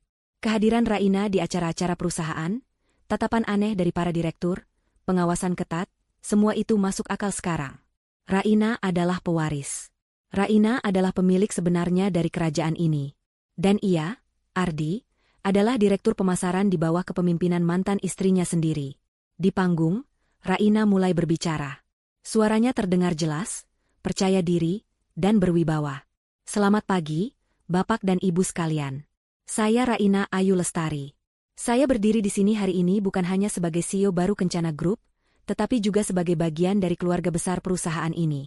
Saya ingin mengucapkan terima kasih atas kepercayaan yang diberikan kepada saya. Saya berkomitmen untuk membawa Kencana Group menuju masa depan yang lebih inovatif, berkelanjutan, dan sukses. Setiap kata yang keluar dari bibir Raina, bagaikan palu godam yang menghantam Ardi. Ia mengingat kembali semua penghinaannya. Daster kusam, rambut seadanya. Kau seperti tidak peduli dengan statusku. Aku butuh istri yang siap sedia, yang bisa menemaniku di puncak, bukan yang justru menyeretku ke bawah. Kau hanya akan menghambat karirku. Aku yakin kau akan baik-baik saja. Kau kan punya tabungan sedikit dari warisan orang tuamu. Itu cukup untuk bertahan hidup, kurasa. Semua kata-kata itu kini berbalik, menusuknya tajam. Tabungan sedikit? Warisan yang tidak seberapa? Raina adalah pemilik Kencana Group, salah satu konglomerasi terbesar di negara ini. Ardi telah mencampakkan berlian demi seonggok kerikil yang ia anggap emas. Rasa malu, penyesalan, dan ketakutan menyelimuti Ardi. Keringat dingin mulai membanjiri dahinya. Ia merasa seluruh pandangan di ruangan itu tertuju padanya, menertawakannya, meremehkannya. Meskipun sebenarnya, semua orang terlalu sibuk dengan kehadiran Raina untuk memperhatikan Ardi. Ia mencoba mencari alasan. Ini pasti mimpi. Ini tidak nyata. Tapi suara Raina yang begitu nyata, gemuruh tepuk tangan yang begitu keras, dan sorot lampu yang begitu terang, meyakinkannya bahwa ini adalah kenyataan pahit yang harus ia telan. Di podium, Raina menyelesaikan pidatonya dengan anggun. Ia tidak menatap Ardi secara langsung. Namun Ardi merasa bahwa setiap kata yang ia ucapkan, setiap tatapan yang ia berikan pada audiens, adalah sebuah pernyataan tanpa suara yang ditujukan kepadanya. Mari kita bersama-sama membangun masa depan Kencana Group yang lebih gemilang. Tutup Raina, disambut tepuk tangan riuh yang seolah tak ada habisnya. Ardi merasa kakinya lemas. Ia ingin lari, bersembunyi, menghilang dari hadapan semua orang. Kesombongannya yang dulu begitu menjulang tinggi, kini runtuh berkeping-keping, menjadi debu yang tak berarti. Ia telah meremehkan seseorang yang jauh di atasnya. Ia telah menendang orang yang bisa memberinya segalanya, demi ambisi buta dan keangkuhan sesaat. Melati yang di sampingnya, kini melepaskan cengkeramannya, menatap Ardi dengan tatapan dingin. Ia menyadari sepenuhnya kesalahannya. Ia telah memilih pria yang salah. Pria yang dulunya ia pikir adalah tangga menuju kemewahan, kini hanyalah direktur biasa di bawah kendali mantan istrinya sendiri. Pengumuman itu bagaikan petir di siang bolong bagi Ardi. Setelah Raina mengakhiri pidatonya dan turun dari podium, aula riuh rendah dengan ucapan selamat dan tepuk tangan. Namun, di tengah keramaian itu, dunia Ardi terasa sepi dan hancur. Ia masih duduk terpaku, keringat dingin membanjiri dahinya. Wajahnya yang pucat kini berganti merah padam karena malu. Matanya terus menatap ke arah Raina yang kini dikelilingi oleh para direktur dan tokoh penting perusahaan, menyalami mereka dengan senyum anggun. Sayang ini tidak mungkin, bisik Melati di sampingnya, suaranya parau dan penuh ketakutan. Cengkeraman tangannya di lengan Ardi semakin erat. Bagaimana bisa Mbak Raina, dia? Ardi tidak bisa menjawab. Otaknya lumpuh. Sifat sombongnya yang dulu begitu melekat dan membara, kini berubah menjadi ketakutan yang mencekam dan penyesalan yang mendalam. Penyesalan yang jauh lebih pahit daripada racun. Ia menyadari kesalahannya yang fatal. Ia telah mencampakkan berlian demi kerikil, mengusir bidadari dari rumahnya demi seorang wanita yang kini, di matanya, tampak biasa saja dan bahkan mulai menjengkelkan. Aku harus pergi, Ardi berbisik, suaranya serak. Ia tidak sanggup lagi berada di sana, di tengah keramaian yang seolah menertawakan kebodohannya. Ia merasa semua mata tertuju padanya, menghakiminya. Tapi, sayang, bagaimana ini? Melati panik. Ia melihat Ardi, bukan lagi sebagai tangga menuju kehidupan mewah, melainkan sebagai pria yang baru saja dipecundangi oleh mantan istrinya sendiri. Mimpi-mimpinya tentang kehidupan enak sebagai istri direktur kini hancur lebur. Ia mulai membayangkan Ardi akan kehilangan segalanya, dan itu berarti ia juga akan kehilangan kenyamanan yang sudah didapatkannya. Ardi tidak peduli dengan Melati. Ia hanya ingin kabur. Dengan susah payah, ia bangkit dari kursinya, tubuhnya gemetar. Ia berjalan terhuyung-huyung keluar dari aula, menerobos kerumunan orang yang masih sibuk mengagumi sosok Raina. Melati buru-buru mengikutinya. Mereka tiba di parkiran kantor. Ardi langsung masuk ke mobilnya, membanting pintu dengan keras. Melati menyusul masuk, wajahnya masih pucat. Apa yang akan kita lakukan, sayang? Melati bertanya, suaranya kini mulai dipenuhi tuntutan. Kau direktur pemasaran, dia CEO. Bagaimana bisa kita kerja di bawah dia? Ardi membanting setir. Diam, Melati. Jangan banyak bicara. Ia menyalakan mesin mobil dan melaju pergi dengan kecepatan tinggi, meninggalkan area parkir yang masih ramai.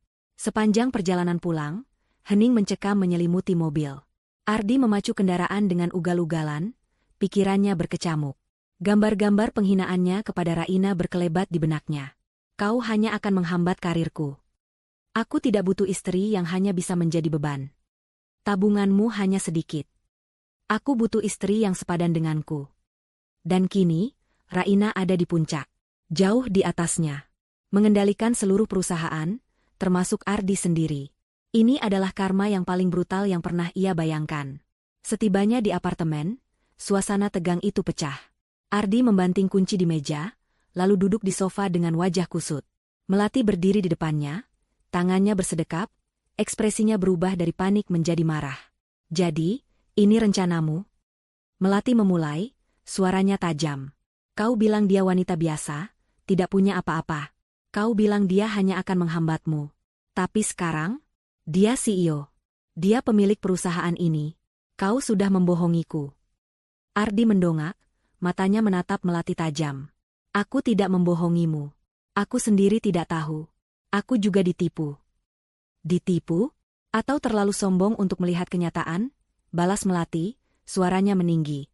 Kau selalu membanggakan dirimu, direktur ini, direktur itu. Tapi ternyata kau hanya bawahan mantan istrimu sendiri. Bagaimana bisa kau begitu bodoh, Ardi? Kata, bodoh, itu menusuk harga diri Ardi yang sudah hancur. Jaga bicaramu, Melati. Kau pikir ini salah siapa? Tentu saja salahmu. Melati menunjuk Ardi dengan jari telunjuknya. Kau yang menceraikan wanita itu. Kau yang bilang dia tidak sepadan. Kau yang bilang aku lebih baik. Sekarang apa? Sekarang aku harus jadi istri bawahan dari mantan istrimu? Nada suaranya penuh rasa jijik dan penyesalan yang terlambat. Ia tidak menyesali Ardi, ia menyesali pilihannya. Ardi berdiri, wajahnya memerah padam. Jadi, sekarang kau menyalahkanku? Kau tidak tahu apa-apa, Melati. Aku sudah berkorban banyak untukmu. Berkorban? Melati tertawa sinis. Kau bilang berkorban? Kau berkorban demi ambisimu sendiri, Ardi. Kau pikir aku tidak tahu kau mendekatiku karena aku terlihat polos dan gampang diatur? Kau pikir aku tidak tahu kau hanya ingin memamerkan bahwa kau bisa mendapatkan wanita yang lebih muda dan lebih segar? Pengakuan Melati itu seperti tamparan keras bagi Ardi. Ia memang mendekati Melati karena alasan-alasan dangkal itu. Ia memang ingin memamerkan bahwa ia bisa mendapatkan yang lebih baik dari Raina. Kini, kenyataan itu menghantamnya telak. Kau sama saja dengan yang lain, Melati. Ardi menuduh, suaranya bergetar. Kau hanya melihat hartaku, jabatanku. Kau tidak tulus. Tentu saja aku tidak tulus. Melati membentak, air mata mulai menggenang di matanya, air mata kekecewaan pada masa depan yang pupus. Kau kira aku mau menikah denganmu hanya karena cinta buta? Aku butuh jaminan hidup. Aku butuh kenyamanan. Aku pikir kau adalah pria sukses yang akan membawaku ke puncak. Tapi ternyata kau hanya pria sombong yang buta. Hubungan mereka pun mulai tegang, penuh dengan tuduhan, penyesalan, dan rasa saling menyalahkan. Melati tidak lagi menyembunyikan sifat aslinya yang lebih materialistis dan praktis. Ia tidak peduli lagi dengan perasaan Ardi. Yang ia pikirkan hanyalah bagaimana nasibnya jika Ardi benar-benar jatuh dari posisinya. Ardi menatap Melati, kini ia melihat wanita di depannya dengan jelas. Wajah yang ia anggap polos kini terlihat keras dan penuh perhitungan. Senyum manisnya kini berubah menjadi cemberut. Ia melihat bagaimana Melati memakai perhiasan mahal yang ia belikan, dan bagaimana ia tidak peduli dengan kehancuran Ardi. Ia telah meninggalkan berlian asli demi kaca imitasi. Penyesalan itu begitu besar, begitu menghancurkan. Ardi menyadari betapa bodohnya ia. Ia menyadari betapa butanya ia oleh kesombongannya sendiri.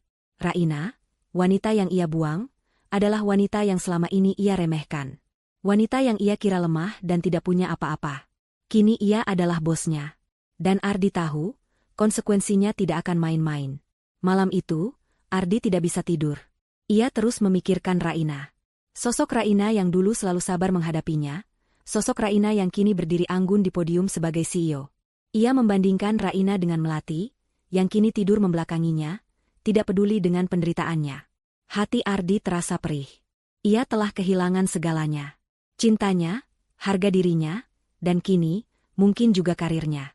Di tengah kegelapan malam, Ardi hanya bisa merutuki kebodohannya. Karma telah datang, dan ia harus menanggungnya. Rasa takut akan konfrontasi dengan Raina, rasa malu yang membakar, dan penyesalan yang tak berujung, kini menjadi teman setianya. Puncak kesombongan Ardi telah hancur, dan ia kini merasakan betapa dinginnya dasar jurang penyesalan. Kabar mengenai Raina sebagai CEO Kencana Group menyebar bagaikan api. Seluruh karyawan membicarakannya. Rasa terkejut, kagum, dan juga sedikit ketakutan bercampur aduk. Sementara itu, Ardi, si direktur sombong, kini menjadi bahan bisik-bisik dan tatapan iba, bahkan beberapa tatapan mengejek. Ia mencoba menghindar dari semua orang, mengurung diri di ruang kerjanya, berpura-pura sibuk. Namun, ia tahu, tak ada tempat baginya untuk bersembunyi. Pagi itu, ponsel Ardi bergetar. Sebuah pesan dari sekretaris Raina muncul di layar. Kepada Bapak Ardi Wijaya, Direktur Pemasaran. Anda diminta menghadap Ibu CEO Raina Ayu Lestari di ruang rapat eksekutif pada pukul 10 waktu Indonesia Barat. Mohon untuk hadir tepat waktu. Jantung Ardi serasa berhenti berdetak. Ini dia. Momen yang ia takutkan. Konfrontasi. Tangannya gemetar saat memegang ponsel. Ia menatap Melati yang masih terlelap di ranjang. Semalam, pertengkaran mereka berlanjut hingga larut malam. Melati terang-terangan mengatakan Ardi adalah orang yang bodoh karena telah melepaskan Raina, dan ia mulai mengungkit-ungkit semua kekurangannya. Hubungan mereka diambang kehancuran. Ardi menarik napas dalam-dalam, mencoba mengumpulkan sisa-sisa keberaniannya. Ia mengenakan setelan jas terbaiknya, mencoba terlihat profesional, meskipun di dalamnya ia merasa hancur lebur. Tepat pukul 10 WIB, Ardi tiba di depan ruang rapat eksekutif, yang dulunya sering ia gunakan untuk memamerkan diri. Pintu kayu mahoni itu terasa begitu berat. Ia mengetuk pelan, lalu membukanya perlahan. Di dalam, Raina sudah duduk di kursi kepala meja rapat. Meja yang sangat panjang dan mewah. Di sampingnya duduk Pak Wijoyo, yang menatap Ardi dengan tatapan datar. Ruangan itu terasa begitu besar, dan Ardi merasa begitu kecil. Aura Raina begitu berwibawa, memancar dari setiap gerak-geriknya. Ia tidak lagi mengenakan gaun formal, melainkan setelan celana abu-abu yang pas di tubuhnya, memperlihatkan sosok yang ramping namun kuat. Rambutnya diikat ekor kuda, memperlihatkan wajahnya yang kini lebih tegas dan cantik. "Selamat pagi, Ardi," sapa Raina, suaranya tenang, tanpa emosi, namun penuh otoritas. Ia tidak tersenyum. "Silakan duduk." Ardi melangkah masuk, merasakan kakinya gemetar. Ia duduk di salah satu kursi di seberang Raina, menjaga jarak sejauh mungkin. Ia bahkan tidak berani menatap mata Raina secara langsung. "Terima kasih, Bu CEO," Ardi tergagap. Raina mengangguk. "Saya memanggil Anda ke sini bukan untuk hal lain, melainkan untuk membahas kinerja Anda sebagai Direktur Pemasaran." Jantung Ardi berdegup kencang. Ia tahu, ini hanyalah permulaan. Raina membuka sebuah folder di depannya. "Saya sudah mempelajari semua laporan dan proyek yang Anda tangani selama beberapa bulan terakhir. Hasilnya cukup mengecewakan, Ardi." Kata-kata itu bagaikan tamparan keras. "Mengecewakan?" Ardi mencoba membela diri. "Saya sudah bekerja keras, Bu CEO. Ada banyak tekanan dan perubahan yang terjadi." Raina mengangkat alis, tatapannya dingin. Tekanan dan perubahan adalah bagian dari dunia bisnis. Seorang direktur seharusnya mampu beradaptasi, bukan malah menurunkan performa. Anda tahu, Ardi, sebelum saya resmi mengambil alih, saya sudah mengawasi Anda. Setiap langkah Anda, setiap keputusan Anda. Ardi menelan ludah. Jadi, kecurigaannya benar. Itu memang Raina. Contohnya, kampanye, market dominator, Anda. Lanjut Raina, suaranya tetap tenang namun penuh penekanan. Data riset pasar yang Anda sajikan tidak akurat. Anda terlalu fokus pada target yang tidak realistis, dan mengabaikan segmentasi pasar yang potensial. Belum lagi, anggaran yang Anda ajukan terlalu besar dan tidak efisien. Ardi merasa terpojok. Ia tidak bisa berkutik. Raina berbicara dengan data dan fakta yang akurat, menunjukkan pemahaman mendalam tentang setiap detail pekerjaannya. Ini bukan lagi Raina yang dulu ia anggap bodoh dan tidak mengerti bisnis. Dan saya perhatikan, pengeluaran entertain Anda juga sangat tinggi, namun tidak sejalan dengan peningkatan revenue yang signifikan. Raina melanjutkan, matanya menatap Ardi tajam. Transparansi dan efisiensi adalah prioritas utama Kencana Group sekarang. Setiap rupiah harus dipertanggungjawabkan. Ardi merasa malu. Semua yang ia lakukan secara sembunyi-sembunyi, semua yang ia gunakan untuk kesenangannya sendiri, kini terkuak di hadapan mantan istrinya. Ia ingin menghilang ke dalam tanah. Saya akan memperbaikinya, Bu CEO. Ardi tergagap. Raina meletakkan folder itu, lalu menyilangkan tangannya di dada.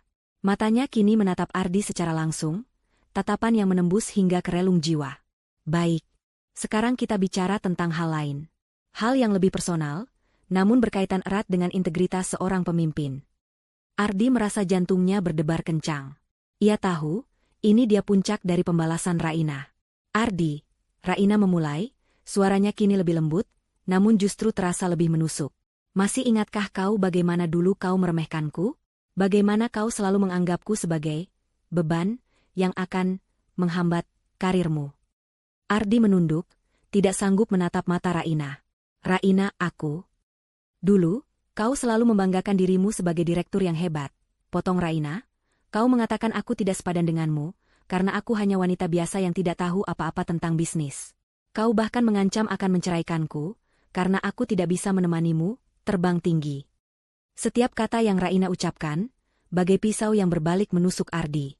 Rasa malu dan penyesalan itu membanjiri dirinya. Ia ingat semua kata-kata kasarnya, semua penghinaannya. Kau juga ingat, lanjut Raina, suaranya menahan emosi, saat kau dengan angku mengatakan bahwa tabunganku sedikit, dan cukup untuk bertahan hidup. Kau bahkan setuju untuk tidak menyentuh harta gonoginiku yang menurutmu tidak seberapa. Ardi mengangkat kepala, menatap Raina. Air mata mulai menggenang di matanya. Ia menyadari sepenuhnya betapa picik dan bodohnya ia. Harta gonogini Raina adalah seluruh Kencana Group. Kini, lihatlah, Ardi, Raina menghela napas panjang. Aku berdiri di sini sebagai CEO perusahaan ini. Perusahaan yang kau bekerja di dalamnya. Wanita yang kau anggap beban, tidak sepadan, dan tidak punya apa-apa, ini, kini adalah atasanmu. Raina tidak meninggikan suara, tidak berteriak, tidak menunjukkan amarah yang meledak-ledak. Ia hanya berbicara dengan tenang, lugas, dan penuh fakta. Namun, justru itulah yang membuat Ardi menanggung malu dan penyesalan yang mendalam. Kata-kata Raina bukan lagi serangan, melainkan sebuah refleksi atas semua kesalahannya. Ini bukan tentang balas dendam, Ardi, kata Raina, matanya menatap tajam. Ini tentang pelajaran. Pelajaran tentang integritas, harga diri, dan bagaimana kesombongan bisa membutakan seseorang hingga kehilangan segalanya. Aku minta maaf, Raina.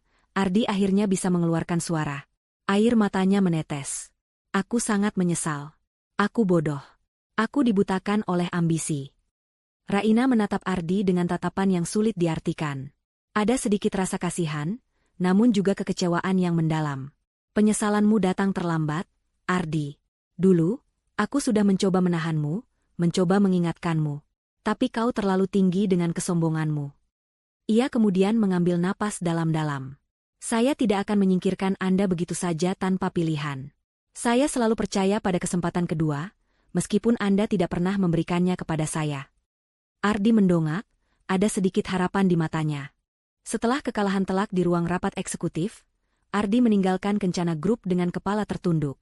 Ia memang memilih opsi mengundurkan diri, tetapi kehinaan yang ia rasakan tidak berkurang sedikitpun. Baginya, itu adalah kekalahan paling memalukan dalam hidupnya. Ia kehilangan jabatan yang ia banggakan, kehilangan martabat di hadapan mantan istrinya, dan yang terpenting, ia kehilangan semua alasan untuk kesombongannya. Melati, yang selama ini menumpang pada ambisi Ardi, dengan cepat menunjukkan warna aslinya. Begitu Ardi tiba di apartemen dan menceritakan bahwa ia telah mengundurkan diri, Melati hanya menatapnya dengan dingin. Jadi, kau sudah tidak menjadi direktur lagi? Tanya Melati, suaranya datar. Ardi mengangguk lemah. Aku harus mengundurkan diri. Raina tidak memberiku pilihan lain. Melati mendengus, bangkit dari sofa. Aku sudah menduga ini. Pria sepertimu, terlalu sombong, pasti akan jatuh. Ia mulai mengemasi barang-barangnya ke dalam koper besar. Ardi terkejut. Melati, apa yang kau lakukan? Apalagi? Aku pergi, lah, jawab Melati santai, seolah keputusannya sudah bulat sejak lama. Untuk apa aku di sini? Kau sudah tidak punya apa-apa lagi. Kau sudah bukan siapa-siapa. Aku butuh pria yang bisa memberiku masa depan, bukan pria yang hanya bisa memberiku penyesalan. Kata-kata Melati menghantam Ardi lebih keras daripada tamparan Raina. Ia menyadari betapa bodohnya ia selama ini. Melati yang ia anggap tulus dan tidak materialistis, kini meninggalkannya begitu saja karena ia kehilangan status dan kekayaan. Ironi yang menusuk tajam. Ia telah menukar berlian asli dengan kaca imitasi, dan kini kaca itu pecah di tangannya, meninggalkan luka. Ardi mencoba menahan Melati, memohon, namun Melati tak bergeming. Jangan sentuh aku. Pergilah kau dengan penyesalanmu sendiri. Setelah mengemasi barang-barangnya, Melati pergi begitu saja dari apartemen itu, menghilang dari hidup Ardi, tak meninggalkan jejak. Ardi ditinggalkan sendirian di apartemen yang dulunya adalah sarang kesombongannya, kini terasa begitu kosong dan dingin. Ia kehilangan segalanya. Cintanya, harga dirinya, jabatannya, dan kini, Melati. Sementara Ardi tenggelam dalam penyesalan dan kehancuran, Raina memulai babak baru dalam hidupnya dengan penuh kekuatan dan kedamaian. Ia tidak lagi melihat Ardi sebagai musuh yang harus dihancurkan, melainkan sebagai pelajaran berharga yang telah membentuk dirinya menjadi pribadi yang lebih kuat. Sebagai CEO Kencana Group, Raina menunjukkan kepemimpinan yang luar biasa. Ia adalah pemimpin yang visioner, cerdas, dan berintegritas tinggi. Di bawah kepemimpinannya, perusahaan mengalami lonjakan pertumbuhan yang signifikan. Ia meluncurkan inovasi-inovasi baru, membuka pasar internasional, dan meningkatkan kesejahteraan karyawan. Raina tidak hanya memimpin dengan akal, tetapi juga dengan hati. Ia memprioritaskan etika bisnis, tanggung jawab sosial perusahaan, dan lingkungan kerja yang positif. Raina bekerja keras, menghabiskan banyak waktunya di kantor, namun ia juga tahu bagaimana menyeimbangkan hidupnya. Ia masih menyempatkan diri untuk berolahraga, membaca buku, dan menghabiskan waktu berkualitas dengan orang-orang terdekatnya yang selalu mendukungnya. Ia tidak lagi mencari validasi dari orang lain. Ia telah menemukan kedamaian dan kebahagiaan sejati dalam dirinya sendiri, dalam pekerjaannya, dan dalam kontribusinya kepada masyarakat. Ia berhasil membuktikan bahwa nilai seseorang tidak ditentukan oleh harta atau jabatan yang sementara, melainkan oleh kekuatan karakter dan integritas. Ia menunjukkan bahwa ia bisa bangkit dari kehancuran, mengubah luka menjadi kekuatan, dan menjadi pemimpin yang disegani. Beberapa tahun kemudian, Kencana Group di bawah kepemimpinan Raina menjadi salah satu konglomerasi paling disegani di Asia. Raina Ayu Lestari dikenal sebagai CEO muda yang brilian, seorang wanita inspiratif yang mampu membawa perusahaannya meraih kejayaan. Kisah hidupnya, meski tidak pernah ia umbar, menjadi inspirasi bagi banyak orang. Suatu hari, saat Raina sedang menghadiri sebuah acara bisnis besar, ia melihat Ardi dari kejauhan. Ardi terlihat jauh berbeda. Tubuhnya kurus, pakaiannya lusuh, dan matanya memancarkan kehampaan. Ia bekerja sebagai karyawan biasa di sebuah perusahaan kecil, jauh dari gemerlap kehidupan direktur yang dulu ia banggakan. Melati telah meninggalkannya bertahun-tahun yang lalu, dan Ardi tidak pernah bisa membangun kembali hidupnya. Penyesalan terus menghantuinya. Raina tidak merasakan apa-apa saat melihat Ardi. Tidak ada dendam, tidak ada amarah, bahkan tidak ada rasa kasihan yang mendalam. Hanya sebuah rasa netral. Ia telah menutup babak hidupnya bersama Ardi. Ia telah memaafkan, bukan untuk Ardi, tetapi untuk dirinya sendiri. Ia tersenyum tipis, senyum yang menunjukkan kedewasaan dan ketenangan. Raina telah memulai babak baru dalam hidupnya. Ia adalah Raina, wanita yang kuat, mandiri, dan sukses. Ia telah menemukan kebahagiaan dalam dirinya sendiri, dalam pekerjaan yang ia cintai, dan dalam orang-orang yang benar-benar menghargainya. Puncak kesombongan Ardi memang telah membuatnya hancur. Tetapi justru dari kehancuran itulah Raina menemukan jalan menuju puncak sejati dalam hidupnya.